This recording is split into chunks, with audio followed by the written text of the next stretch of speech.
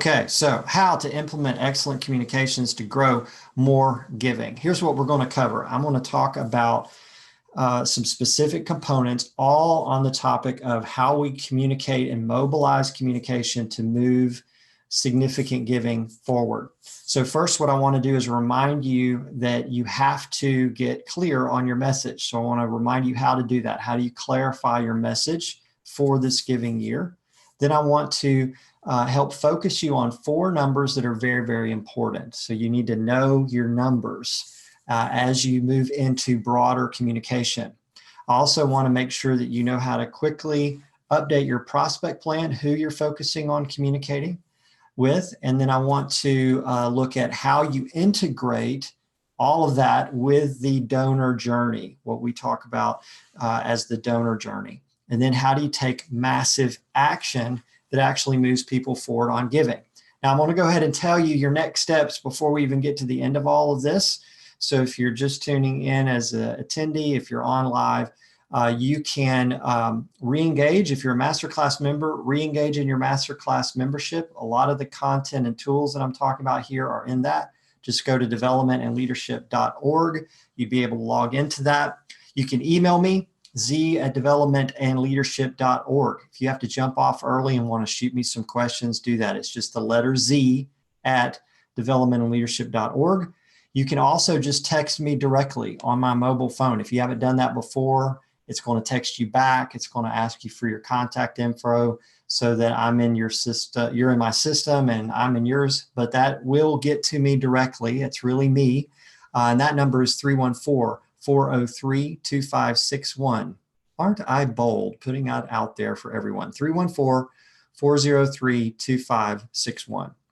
So if you have questions coming out of here, email me, text me, re-engage with your masterclass membership. This is a critical time of year. I want to start with clarifying your message. Now, remember, if you've stuck with me at all, you know that a message to your potential givers follows a very specific structure, okay?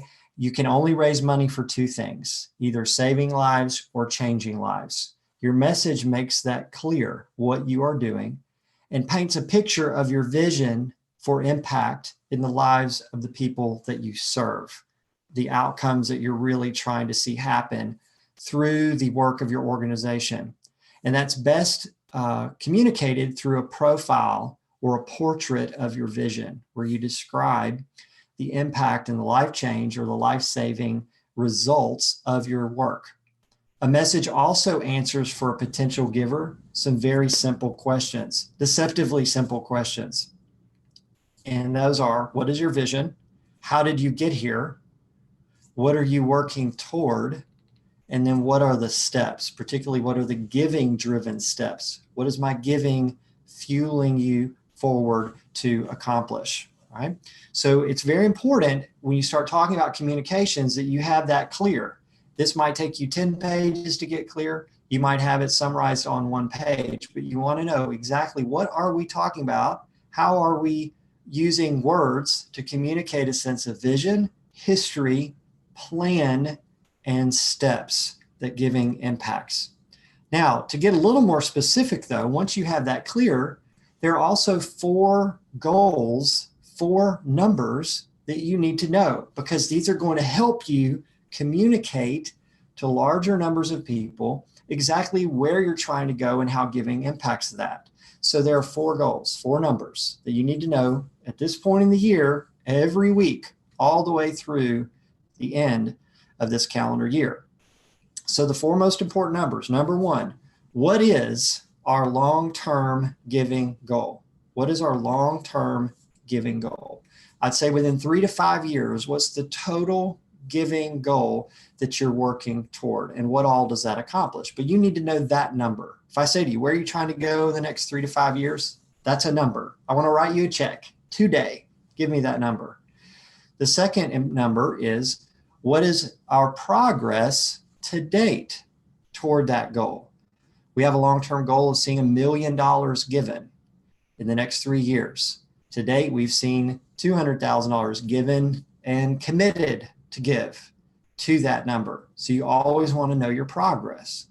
Number 3, what is our goal for this giving year, meaning the calendar year. By the end of December, December 31, where do we want to be? What does success look like? And then near term, that's the fourth number. What is our near term milestone that we're working toward? And so that could be, if you're joining here now, this is what, March, that could be end of June or end of July. So you have to be crystal clear on those numbers, or you're not able to communicate to the right groups in the right way. Okay, and I'm going to break down a little bit more what that looks like. So we want to have clarity on our message, vision, history, plan, steps. What is giving fueling us forward?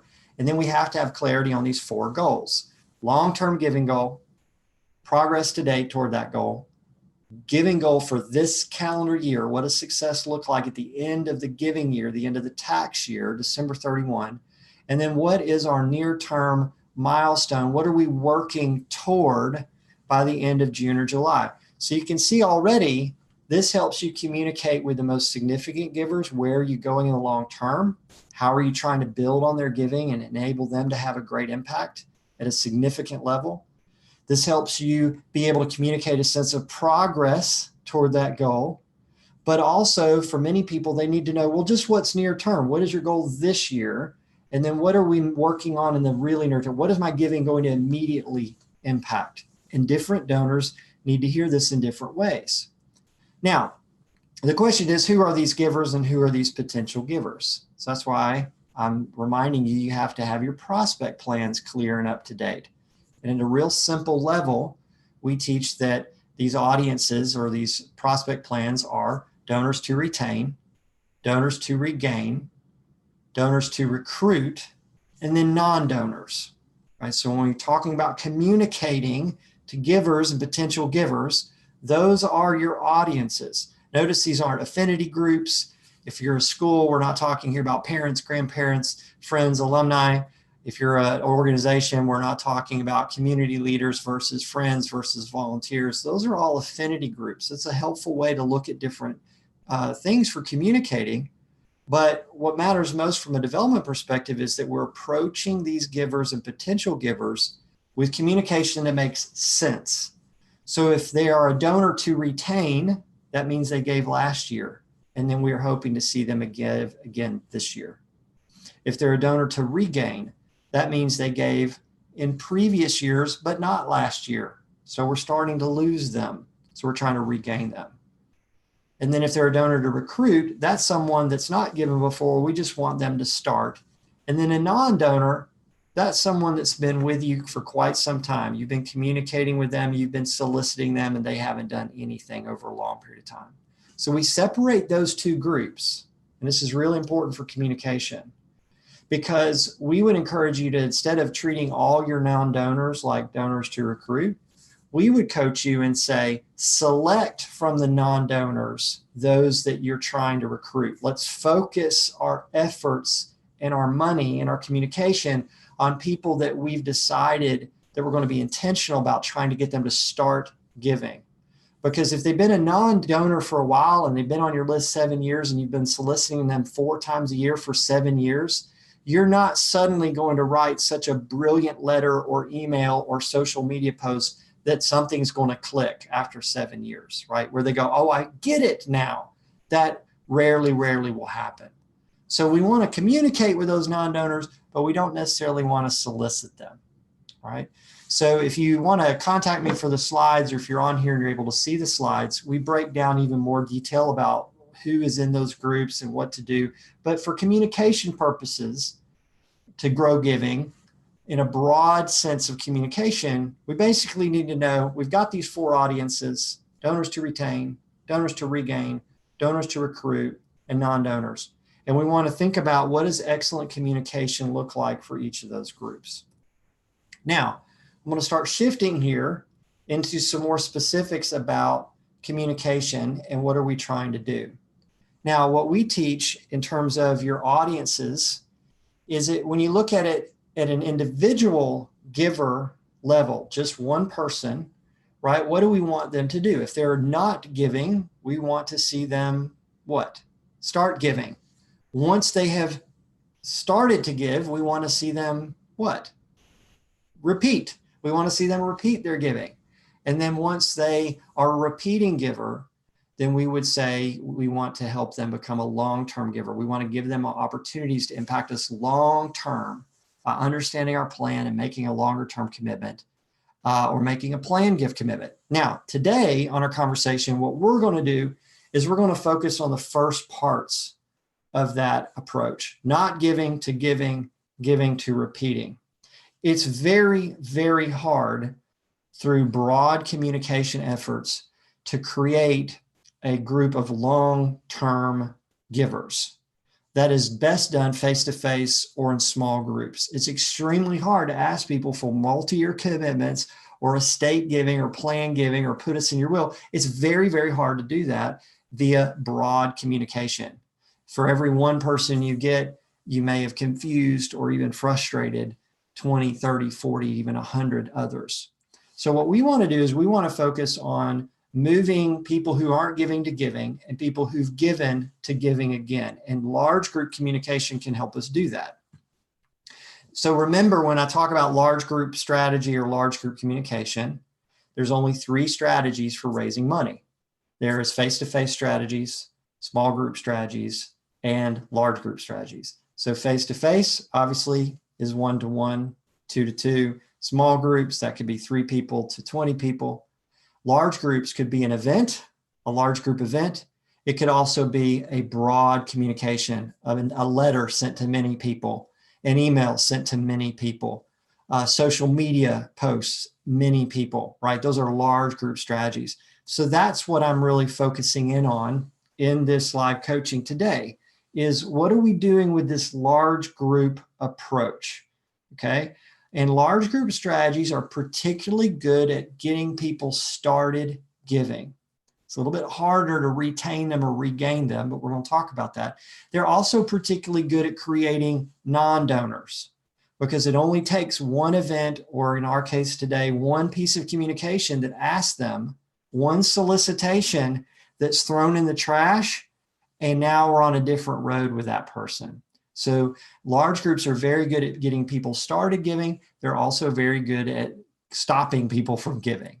And so what we do and how we do it can impact our ability to enrich our communication, to retain our givers better and regain some of our givers as well. So remember, we're emphasizing communication that's going to help people start giving and then give again, and then continue giving. Now, to be able to plan excellent communications, we have to be able to know the journey that we're trying to take people through. I see people spend way too much time thinking about the next piece. Well, I guess it's time to get out a solicitation communication. Well, I guess it's time to do our newsletter or our magazine. And they're not thinking about, where are we taking these people over the long haul? So we call that the donor journey. And the donor journey always begins with thanking them for giving, or thanking them for tuning in, for being involved, for paying attention. Then from thanking, we go to reporting. Reporting is, we are reporting to you on our progress. We're reporting to you the impact that you've had through your giving. We're reporting to you the impact that you've had through your prayers, through your involvement, through your volunteering, through your support, through your partnership. We're telling you what we said we would do and what has actually happened. All right, that's what reporting is. Then asking, then we're going to ask, and then we're going to follow up. And asking is quite simply, here's something to consider. Here's what we're asking you to do. And then follow up is, have you thought about this? Have you taken the time to stop your busy life and consider the impact of your giving? Do you have any questions? Is what we're saying making sense? Have you even seen what we sent? Is this something that you've been thinking about? That's what follow-up is. So we would do all of this face-to-face if it was $1 million potential giver. We can also do this through our broad approach, our large group strategies. And the more effectively you move people through this journey, a year at a time or 18 months at a time, the more you're going to see your giving grow. It's just that simple. Through communications, hear me really clearly if you don't get anything else today. Through communications, the better we do at thanking and reporting to people, particularly those that have given in the past, the more we're going to impact their future giving. So I see way too much time spent on the solicitation, the story, the storytelling. It's this idea that if we just throw enough good stuff out there, people are going to send us money. And while storytelling is important and the crafting of asking, the solicitation is important, it's so much easier and so much more important to say thank you well and to report to people. And over time, that builds that trust. Look at this. They said they were going to work on this, and they did work on that. And now we see improvement. And I made a gift, and something happened. And they told me what happened with the money, right? That's what builds that trust where we're holding on to these donors. And communications has a unique opportunity to be able to do that. So we have to move people through that journey, and that can occur in cycles through the year. So if you're joining live, I'm going to talk you through this. If you can't see the slides, if you're on audio, and I'm going to try to talk you through this, but we also have an excellent slide that can help you understand how all this comes together. So if we're talking about our donors to retain, remember that, audience, we're trying to communicate them to give again, right? They gave last year. We want to see them give again. So a great way to move them through this cycle in a year's time, this journey, is January through July. We want to move them through that. We want to go thanking, reporting, asking, and follow-up, starting in January, concluding at the end of June or July. And then we want to do that again, August to December, thanking, reporting, asking, and follow-up. So more specifically, you could say January through March, thanking and reporting. April, asking. May, June, July, follow-up. And then August, September, early October, thanking and reporting. Late October, early November, asking. Follow-up, November, December. If you are looking at your communications, I want you to drill that into your mind that there are these 2 seasons in the year, and we're trying to move people through these seasons, okay? So donors to retain, we're going to move through that season, those 2 seasons twice a year. January through July, thanking, reporting, asking, follow-up. August to December, thanking and reporting and asking and follow-up, right? Donors to regain, we don't have to be quite that intense. We could spend the whole first 6 months of the year thanking and reporting. In fact, we might need to do that just to grow trust again and reconnect with them. Remember, you're not going to get all of your donors to regain. We just want to have some. That's going to help us grow our giving. Then in the second 6 months, then we'll look at asking and follow-up. So who have we built up trust with in that donor to regain group through our communication? Who's reacted? Who's reading our stuff?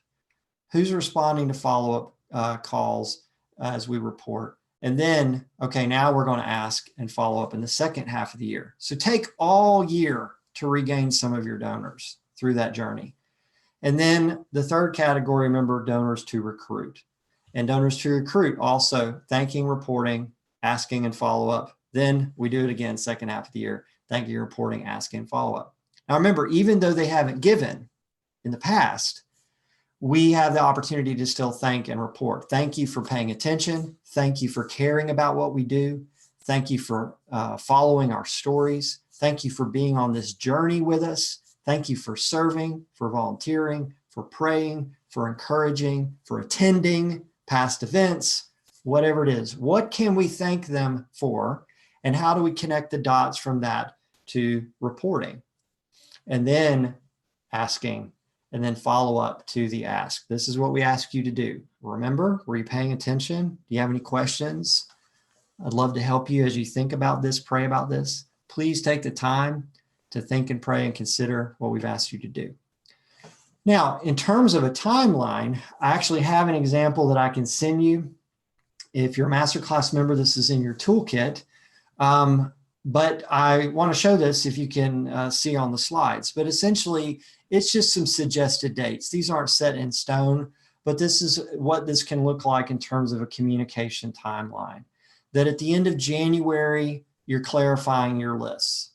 You're getting all these audiences clear. So you might feel a little bit behind right now if you're watching this in March. And then at the beginning of February, we're going to go ahead and start intentionally thanking and reporting. We're going to send a report. We're going to follow up to that. We're going to send it in the mail. We're going to send an email. And we're focusing on those donors to retain and those donors to regain. And then what are we sending to the recruit? That's a thanking reporting, but sending that signal that we're grateful for their involvement, but you're not pretending that they're a donor already. March 1, you get that communication out.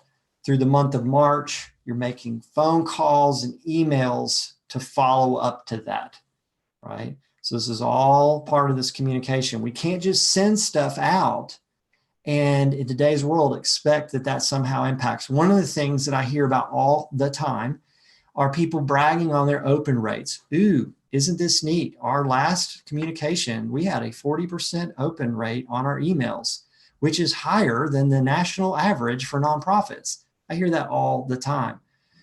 40% open rate means that 60% of people you're communicated with have absolutely no clue what you're doing at all. And that is not going to grow a community of giving. So we're wasting energy and resources in our communication if we don't think about how we maximize the impact of that through our follow-up. So March 1, get the communications out. Through the month of March, follow up. Have volunteers calling to say thank you. Did you see the recent report, right? You're calling attention to it. You could email these to people. You could forward, once an email's gone out, we teach people personally forward that email. Have staff and volunteers personally forward that email. You will open something that comes from someone you know. You will likely ignore something that comes from a company or an organization, right? So think about, from a communication standpoint, how can I mobilize individual attention to what we're doing? In the month of April, okay, let's get the ask letters out. Let's get the request letters out to those donors to retain, and then those new potential donors. And then we're following up to that. Email follow-up, social media follow-up, direct message follow-up on social media to people that you know or have some rapport and trust with. Phone calls, again, personal forwarding of email. Did you get my recent email? I really hope that you're taking the time to think and pray about the impact that this could have. A lot of times people go, wow, that's a lot of communication. We don't want to bother people. We don't want to harass people. You're not bothering people because the majority of them are not noticing it until you follow up. Some stats say that it takes 5 pieces of communication about the same thing before it finally starts sinking in. So use your creativity in communications to think about different ways to be heard. I see too much creativity being spent to think about different ways to say the same things. I'd be much more interested in you saying the same things and making sure that you're being heard instead of different ways to say the same thing. Let's put our creativity into the effort it takes to be heard. Okay. So April, through the month of April, we're following up. May, email updates, social media updates, May, updates, June, updates, July, updates. We're following through on the communication. This is serious, this is important, this is impacting lives, and we really hope that you're taking the time to consider, right? Once someone says no, pull them off. That's one of the keys to not bothering people. But most of the time, what we're trying to do is get people to actually stop and think and pray and step out of the busy life long enough to make a decision. And then we have a very similar timeline in the second half of the year that's on here as well. September, thanking and reporting, following up to that, getting your asking out in October. We really encourage people at the end of October, send out your asking communication. I see way too many people waiting till November or, God forbid, December. The asks, your initial ask needs to be in front of people by the end of October. Prior to that, you're thanking and reporting. And then we're following up all the way through November, December. Now, what about the specific pieces that we're communicating, right? I'm sure that's what a lot of you jump right to when you're thinking about communication. So let me pause real quick and take you back. We talked about the importance of clarifying your message, clarifying those 4 goals: long-term, progress to date, end of year giving goal, near-term goal, right? So we've talked about that. We talked about clarifying your audiences and approaching them as donors to retain, donors to regain, donors to recruit, and then non-donors having a basic level communication. Then we talked about the journey. We use our large group or broad communications to move people through a journey that begins with thanking, then reporting, then asking, then follow up. Okay. Now, and then we talked about a timeline for that at a more specific level, not trying to put all that in stone, but to give you a framework. Now let's talk about what these pieces of communication look like. If you are in our masterclass membership, you're able to access some of these tools. If not, shoot me an email. Maybe it's something we can point you to. People are often shocked at how simple the examples that we provide really are. What matters, as I said earlier, is if you're being heard and being consistent in what you're saying. The level of cuteness and the level of creativity is of secondary importance. And I believe strongly in branding and investing significantly in communications.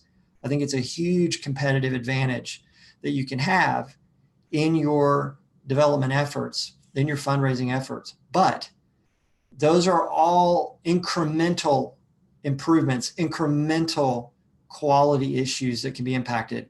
If the substance and the simplicity is not there, then it doesn't really matter what it looks like. So when you look at thanking and reporting, it can be a letter, it can be an email, it could be a magazine, it could be a newsletter, it could be a postcard, it could be a handwritten note if it's of substance. What matters is, are people actually reading it, and our communications follow up that points people to that. So an example that we've got here on the slides, if you can see it, it's kind of small, but is a good reporting communication just simply helps people understand what you've been working on. It articulates results.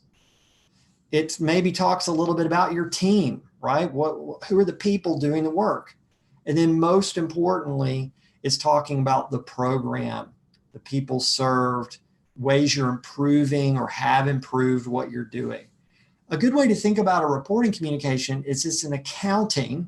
It's your defense that what you've been doing is actually accomplishing things, and what people have been giving money to and praying about and volunteering to be a part of is actually doing something. That's all a report is. It's sort of your defense, how you would defend money, time, effort, and energy that's been spent in your organization. And so it's just that simple. This could be a 2-page letter followed up by an email that says exactly the same thing. It can include a story. It can include quotes, but keep it simple and make sure people notice. Now, what about a request letter? There's a lot of science and art to this that people love to talk about. Again, what matters is somebody actually noticing this and stopping to take the time to consider it. So a request letter can be just as simple as, okay, consider again what we reported to you on. Remember, we reported to you, here's some things that we've accomplished. And then here's the giving that we've seen come in the past. And then here's what we're working toward. Please take the time to pray and consider your giving to impact the people we serve. Just that simple. Remember, here's the progress we made. Here's the giving we've seen to date. Here's where we're going next. Please take the time to pray and consider what your giving can be. It can be just that simple. We have an example here. And then follow up. Follow up again is, thank you for taking the time to consider this. I just sent you a letter recently that really reports to you the impact of what has been happening through your giving. And it shared with you a little bit about where we're going next. Here's some of those main points.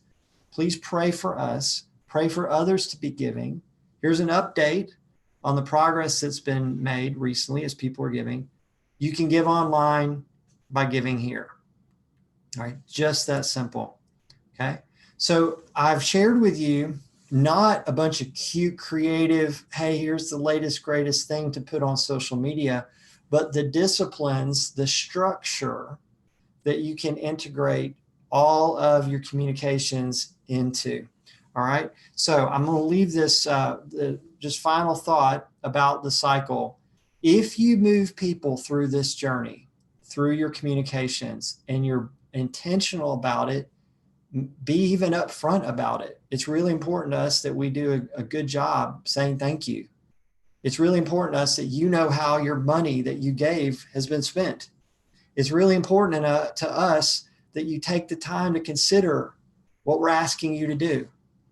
And because this is important, I want to make sure I'm reaching back out and I'm following up. If you will move people through that journey through the year, you will grow giving, especially when you are remembering that it's not so much what you're saying and how you're saying it, but whether or not people are actually hearing you. So I'm going to jump out of the slides here for a minute and see if we have any questions from those on the webinar format here in Zoom. So back to Zoom. Questions. So glad you've joined us, Dan. Maddie, great to see you on here. I think I can allow you all to talk. If you have questions, you can put it in the chat box as well. So let me start with Dan. I haven't talked to Dan in a while. If you have questions and you're on Instagram Live or Facebook, just shoot me a question. Let's see. So Dan,